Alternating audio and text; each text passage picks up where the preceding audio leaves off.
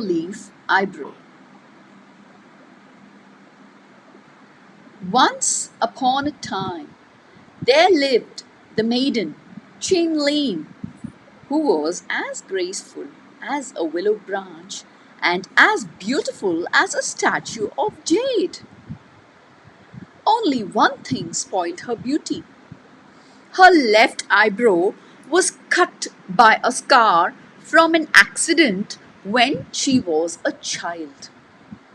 One day, a handsome and rich young man named Wu Fang was climbing in the trees near Chen Lin's home looking for birds' nests when he happened to look down over her father's wall and saw the young lady sewing in her garden.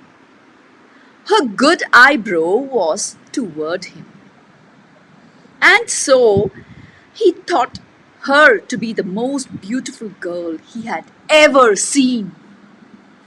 The more he looked and the more he thought about her, the more he knew that he was in love.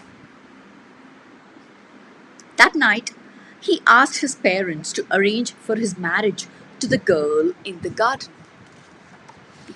They sent for the old matchmaker of the neighborhood, and after many gifts and many journeys back and forth, the marriage was arranged.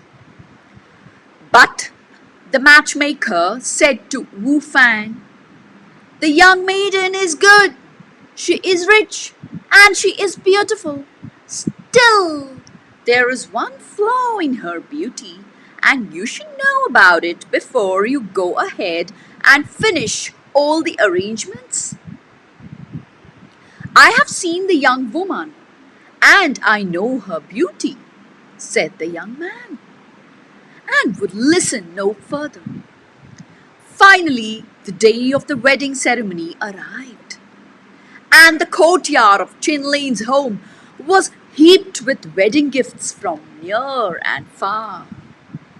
And yet the bride was sad, for she feared that her husband would be angry and disappointed when he saw her eyebrow.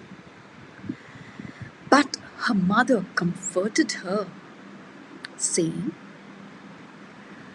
"I'm sure the matchmaker has told the young man about your eyebrow, and he wants you in spite of that." Still, the bride was unhappy, and even at the wedding, as she looked through her heavy veil and saw her handsome husband laughing and smiling among the feasting guests. When finally the ceremonies and the feastings were over and the guests went home, the time came for the groom to lift the veil from the face of the bride. And who can blame him if he stared in surprise when he saw the eyebrow? Poor Chen Lin saw the surprise on her husband's face, and she said, "My good husband, did not the matchmaker tell you about my bad eyebrow? It was injured when I was a little girl. I was visiting distant friends with my parents, and I was playing in their garden. A little boy in the garden threw a heavy stone. I'm sure that he did not wish to hurt me, but it hit me in the forehead and cut this gash which you see. I'm sorry that I cannot come to you, my husband, perfect in every way." "O Lady of Sweetness," said Wu Fang, "what was the name of that little boy who threw the stone?" "Alas, I do not know.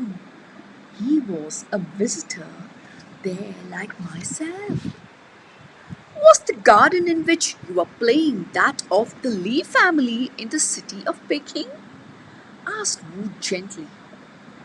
"Oh, excellent husband, how could you know that?" "Because that boy was myself. said Wu. My parents have often told me how I threw a stone and cut the forehead of a little girl in the gardens of the Lee. The good gods themselves must have arranged to tie our ankles with the silken cord of marriage, so that I might make amends to you for the injury I caused.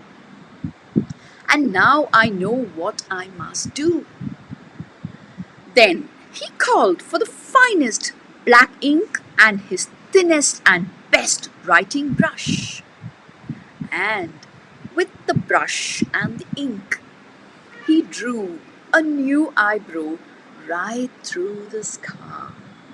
It was thin and curved, like a willow leaf, and it was so like Chinleen's perfect eyebrow that no one could tell them apart.